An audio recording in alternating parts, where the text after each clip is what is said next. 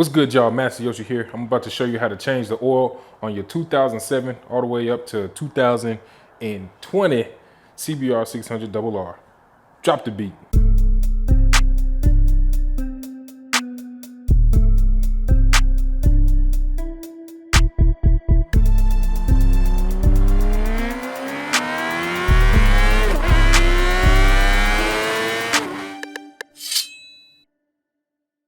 All right, y'all, so between 2007 and the 2020 model, there are 3 different fairing styles, and removing fairings is pretty simple. You remove bolts, take it off, paying attention to the different clips. Now, if you got frame sliders like I got, you're gonna have to remove the frame slider as well, because as you can see, the frame slider is bigger than the hole that's behind it.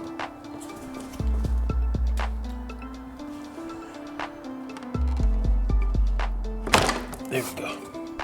Thank you. Okay. All right, everything looks good. I do have a small oil leak right here. I need to replace this gasket, I think.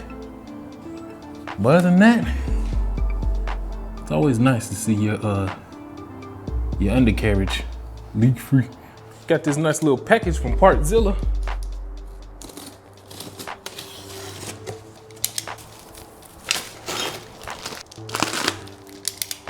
The oil filter and a little wrench, a little cap that you can put on with a nut on the top, the sealing washer, and some good old Honda motor oil. All right, so the first thing I like to do after letting the bike warm up a little bit is I like to remove my oil filler cap. Then we will remove the drain bolt.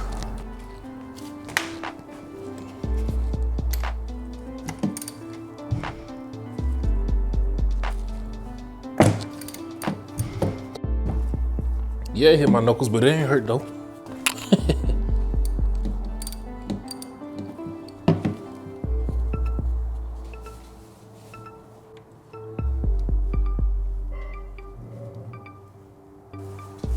While that continues to drain, I'm gonna get some aluminum foil and set up a funnel underneath the bumbo oil filter, which is right here.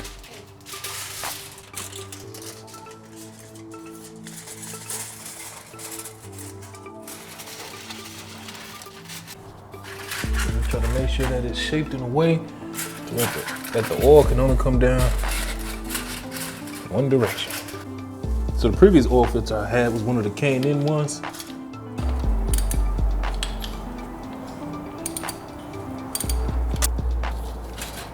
Okay, here we go.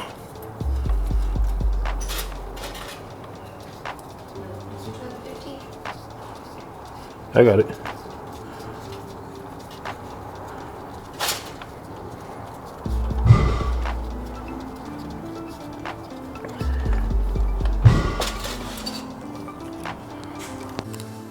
All right, so the K&N filter, these come with the nut on top, but you can see there's this piece here.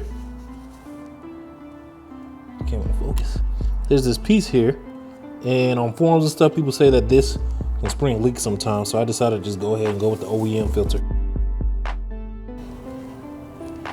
Let that drip for a little while longer. All right. So I'm gonna get some new oil and apply a nice little coat of oil onto the new filter.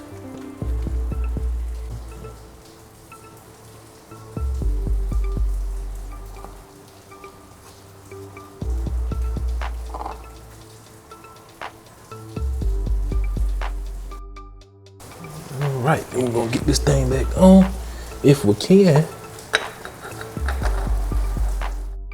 So first, we're just gonna tighten it by hand.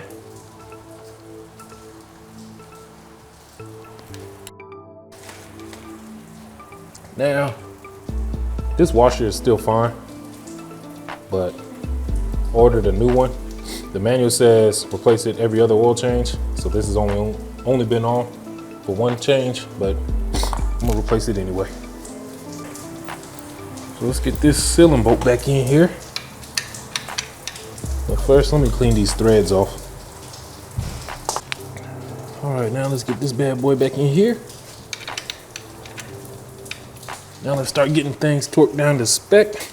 19, so what socket do I need for this nut here? 17.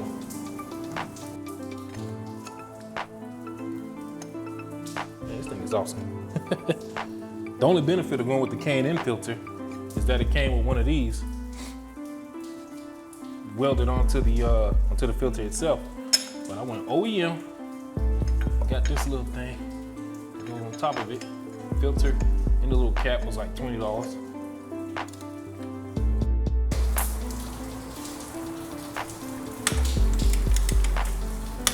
There we go. 19. The other one goes to 22, correct? That's okay. There we go. 22. And now we fill it up with oil.